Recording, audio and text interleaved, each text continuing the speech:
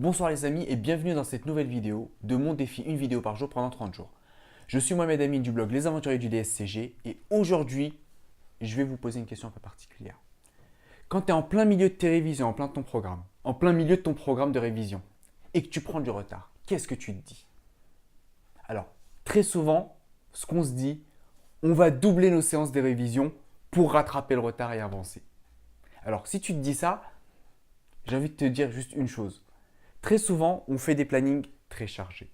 Très souvent, quand tu prends du retard, tu te dis je vais en faire plus. Mais la question qui se pose, c'est si tu as un planning chargé, est-ce que honnêtement, tu vas pouvoir réviser beaucoup plus pour rattraper ton retard? Très souvent, ce n'est pas le cas. Et aujourd'hui, je vais te proposer une autre alternative.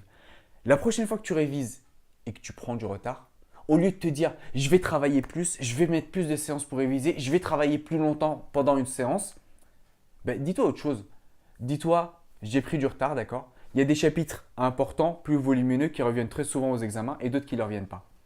Alors, au lieu de te dire je vais travailler plus et tu sais que tu ne vas pas le faire, ou alors si tu l'as déjà expérimenté, tu as déjà remarqué qu'en général, tu n'arrives pas à faire plus de séances, ou en tout cas pas suffisamment pour rattraper tout ton retard, pars dès le début en te disant voilà, j'ai pris par exemple une, deux, trois séances de retard sur mes révisions, j'allège mes révisions. Il y a des chapitres, je comptais les travailler sur un gros livre comme ça, je vais plutôt prendre, vous savez, les petites fiches mémo parce que c'est des chapitres qui tombent quasiment jamais. Donc, je ne fais pas d'impasse, qu'on soit d'accord. Mais par contre, je lis ça juste sur une petite fiche mémo pour avoir les idées clés, qu'au moins s'il y a une question un peu générale, que j'ai quelque chose à dire, que je puisse grappiller au moins, on va dire, je ne sais même pas, c'est des 0,25 points, on va dire, ou des 0,5 points pour ne pas perdre de temps et pouvoir surtout boucler ses révisions et travailler tous les chapitres.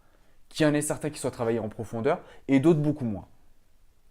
Voilà pour ce soir, ça va être une vidéo très courte, mais c'est ça. Au lieu de se dire la prochaine fois quand tu prends du retard, au lieu de te dire je vais travailler plus, je vais réviser beaucoup plus et je vais rattraper le retard et je vais même prendre de l'avance, sois réaliste. Si tu as un planning déjà qui est chargé et que tu as du mal à réviser, au lieu de te dire ça, dis-toi voilà, quels sont les chapitres qui sont moins importants et que je vais réviser de façon allégée avec des petites fiches et au moins comme ça, voilà, je peux quand même avancer et pas prendre plus de retard et pas l'amplifier pour réviser tous les chapitres. Peut-être pas à des degrés différents, peut-être pas au même degré, mais certains que je maîtrise beaucoup plus, d'autres beaucoup moins, mais au moins que je ne fasse pas d'impasse, que j'ai couvert tous les chapitres et que je puisse répondre à toutes les questions en une très grosse majorité.